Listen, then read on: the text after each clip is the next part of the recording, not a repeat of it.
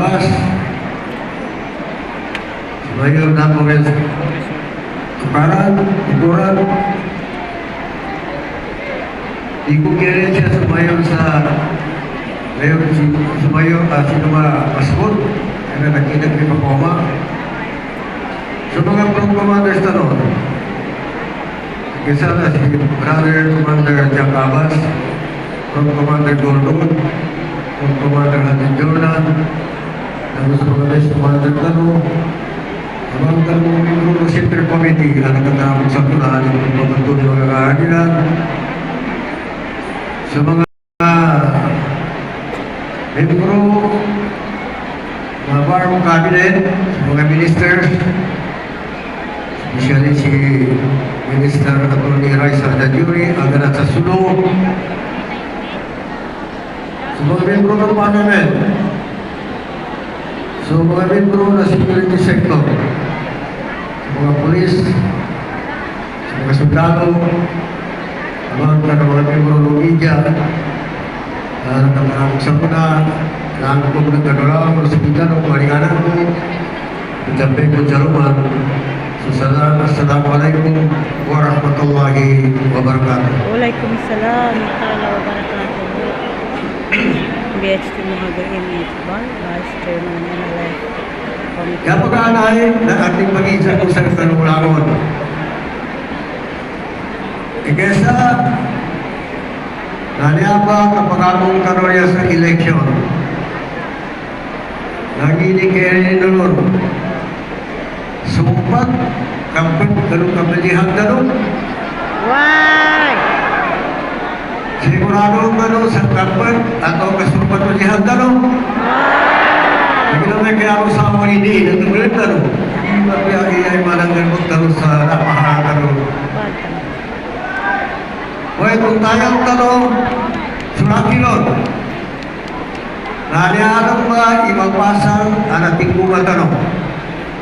Sa karong kinajihad talo, kinapag-struggle talo na nyawa sa punapanyama. Ito na ang pinakamahirap sa aspeto ng struggle natin. Itong inabot natin ngayon. Naayon din ito, doon sa kasabihan ng mga ulama, meron nagsasabi na hadis daw, meron din naman nagsasabi na kasabihan ng mga ulama, sabi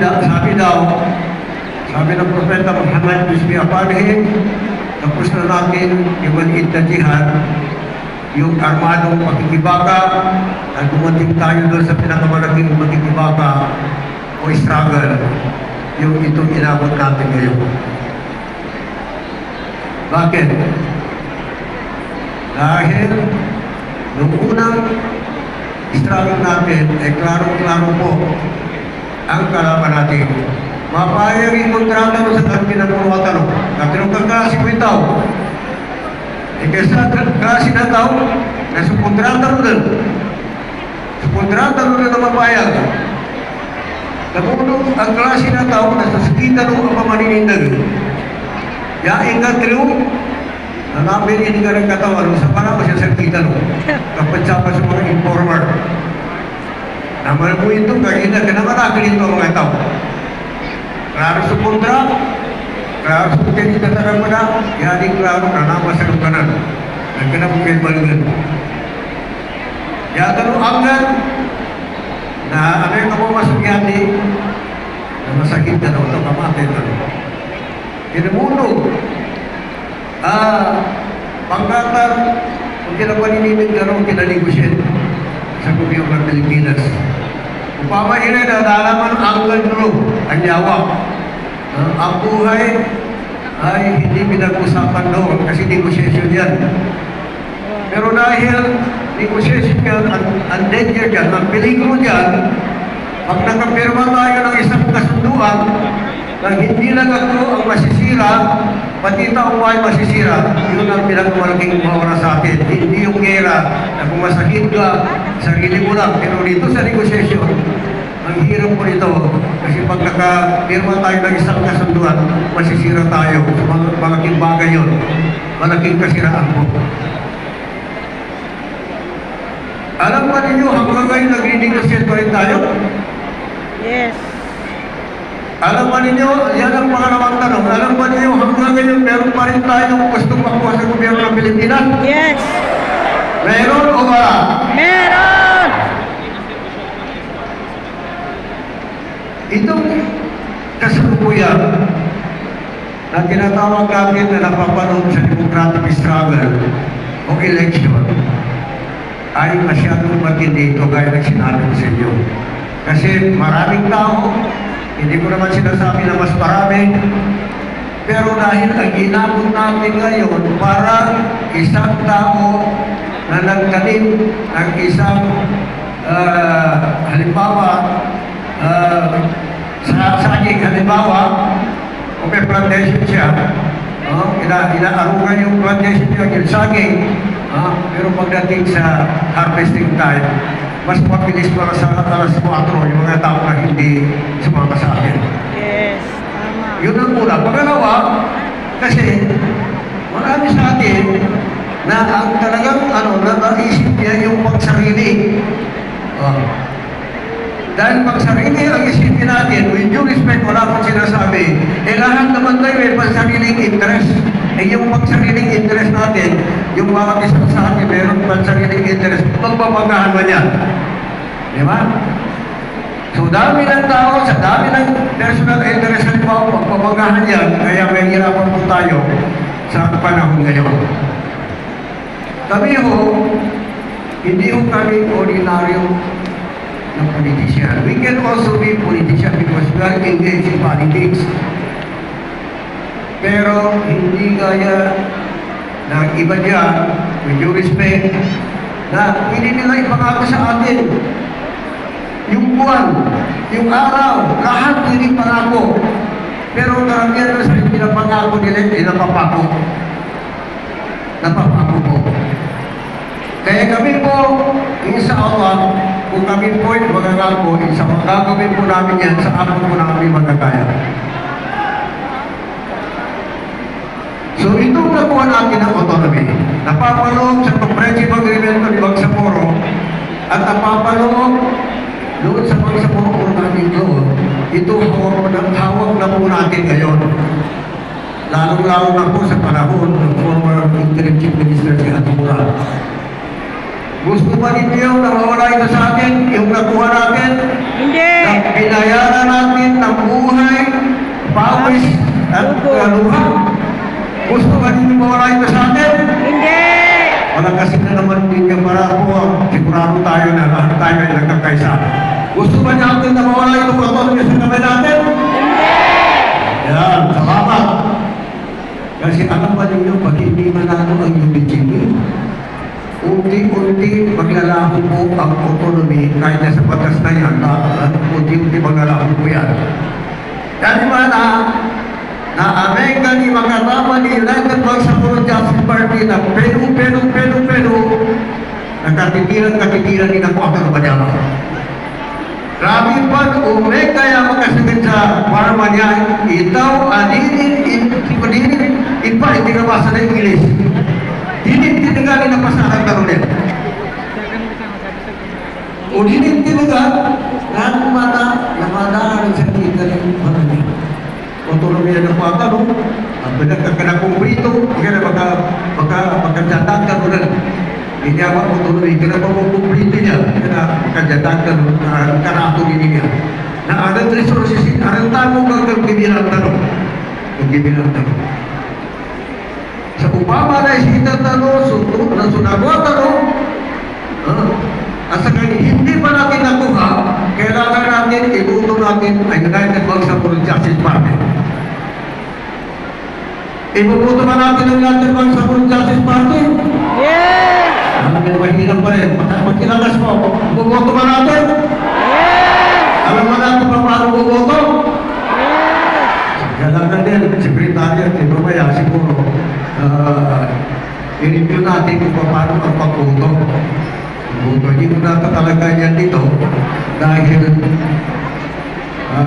siguro mas maganda sa sekretariat na pag-explain yan.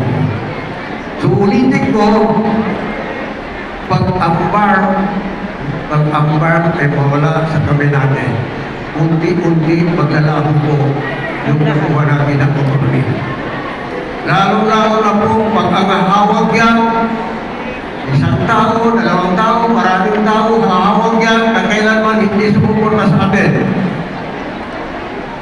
Gagamitin pa nila yung resources, yung power ng farm para po mahirapan po ang dati ba sa Mundial Party, mahirapan po ang More Islamic Liberation Front. So dahil dyan, sabi ko sa inyo, na hanggang ngayon, nagninegosya pa rin tayo.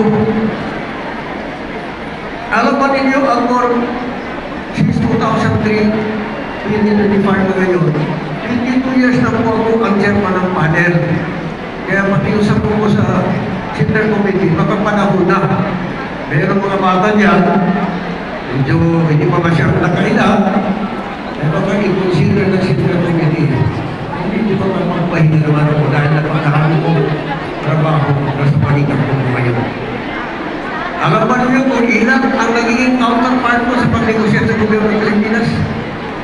Sige, hulaan ninyo, ilan? Ilan?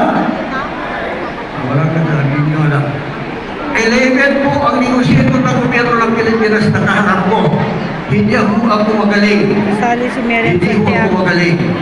Pero ang sekreto ng panel, bakit natin inabot itong pinirmahan natin na napakaraming agreement, eh hindi ko kami kumukuha ng authority. We always consult the Center Committee. We always consult the Center Committee. Kung mayroon doon issue o pinag-usapan na matindi, hindi kami magwasag yun.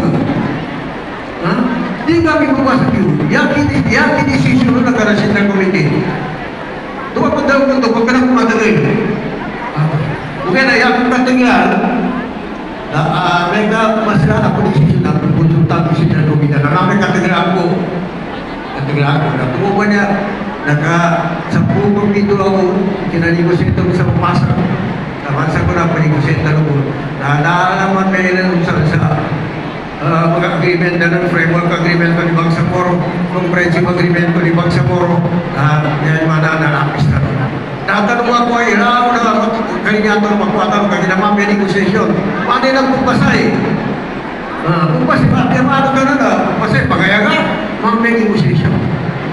Kung yan, hindi nagkaroon na at kaya hinikulan na dito rin kayo, dito rin sukutin ito. Okay, dahil usap ko na doon na pagkagaya sa lugar. Magkanami yung bintaraw negotiation. So sa optional, na Amerika, di magkataban United Bangsamoro Justice Party, kaya magkataban, kada pumunta ni mga sila, kaya ating minayan, na leadership pa United Bangsamoro Justice Party, na yata yung paming katuwa, natin pa nalukas. Kaya mas best to say this, at may ikang bumurang mo natin na matuwanan. Naalam mo ninyo yung matanda, hindi gaya ng bata. Pag lahat ng ginagawa ng bata, maggustuhan mo. Pero yung matanda, minsan pala, lalo ka nagagalit. Yung matanda ang gumagawa ng bata. Diba? Si Haji Murad, yung chairman, president ng UBGP, former chief minister, magkakaklase mo kami dito.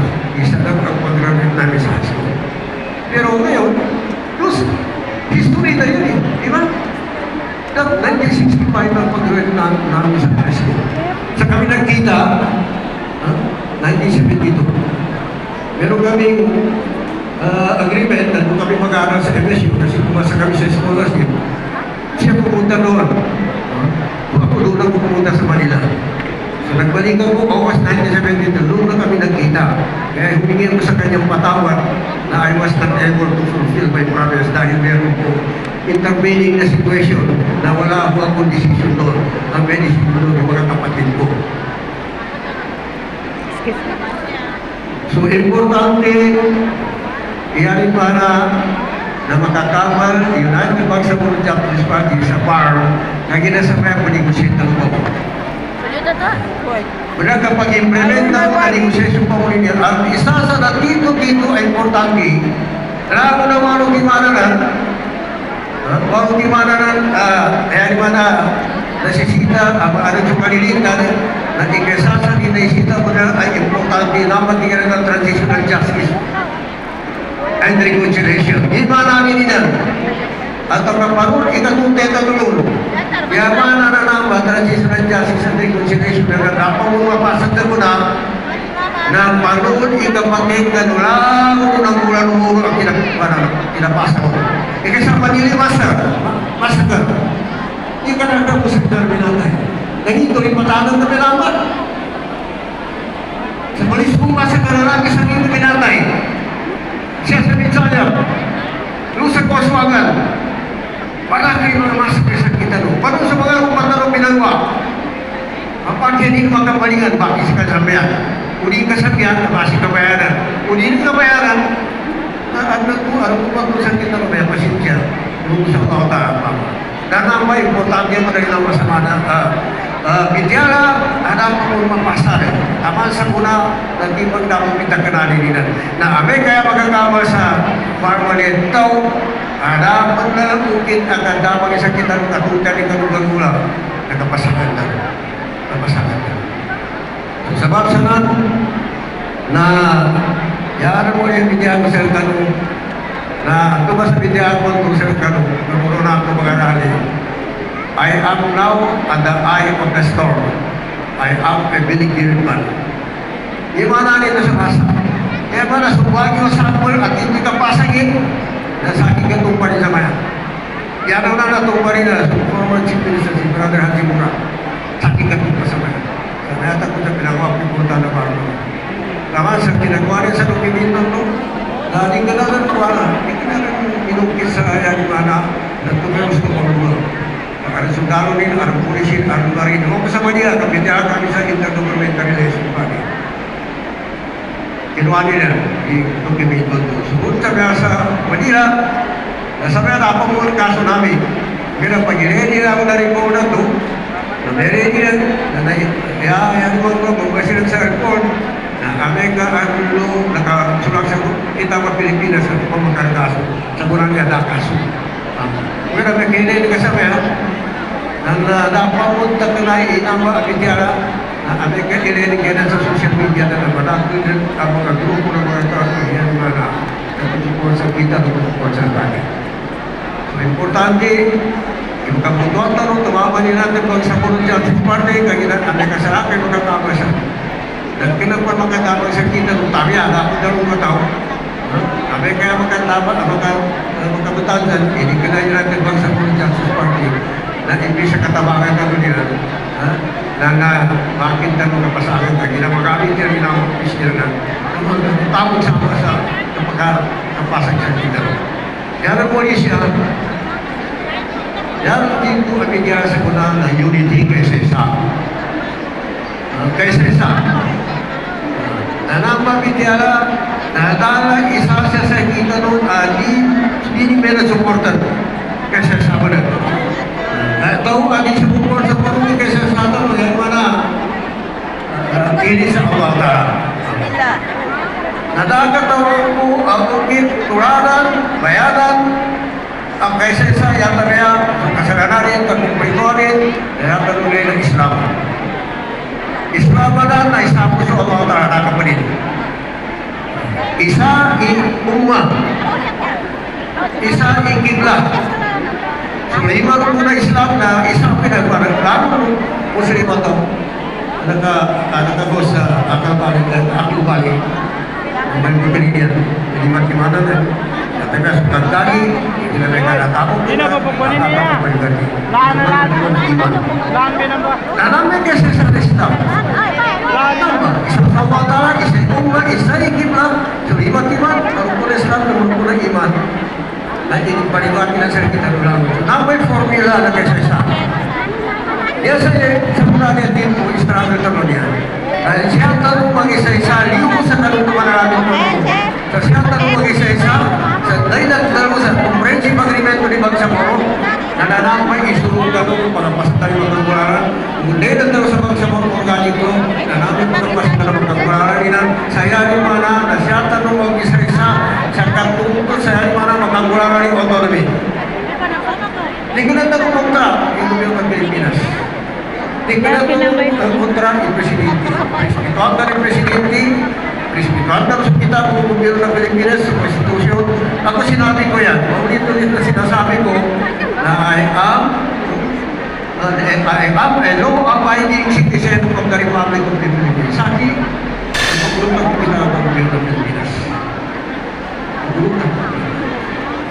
Nabali siya na ba isa-isa sa yan yung anak sa Comprehensive Agreement ng Bangsamoro Organiko, ayanin na dalang na autonomy na mag-isa-isa na usapan sa bang sa kanina sa gobyerno ng Pilipinas at sa Bangsamoro Organiko na yaning Mindalo.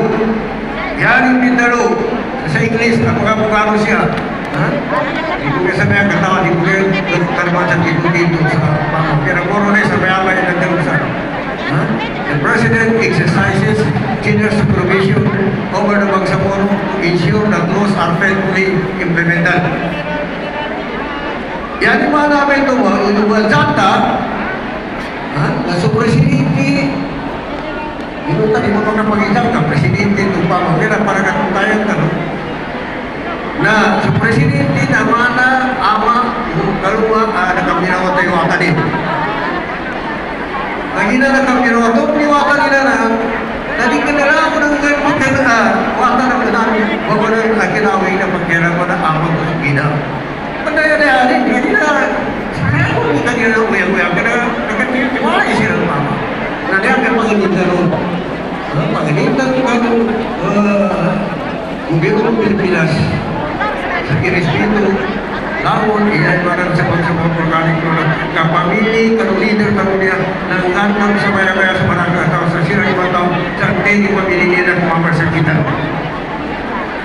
Sa baksa na, sa Pursal Galawot, ang pinatapon ko, mama-arnam ko, magpalo, kampidya ko, ang magkakabya sa kinano, na umutin, ikaino, magkakasibay, nagkagina niya ang kampidya niya, dan tamat asya pa mo sa kakalangin na maraming na nakapong manibidyaran ko ba? Huwag ka na dekan kalunod ka kamara sa kalunod na kabidyaran. Nandun ko sa waksa ko ba? Nandun may kapanginita. Dahil parang ang sumura. Ang puno, parunod at nakagkapyaro. Ay, isang kalibulutan ka. Kaya ginamento na izak mo sa gano'n sa Roman, sa final. Hindi na, pumutuan ka din natin pag sa mga Justice Party. Kapagkatano mo ba ng karasting niya? Pumutuan ka din natin pag sa mga Justice Party. Ako naman, Assalamualaikum warahmatullahi wabarakatuh. Waalaikumsalam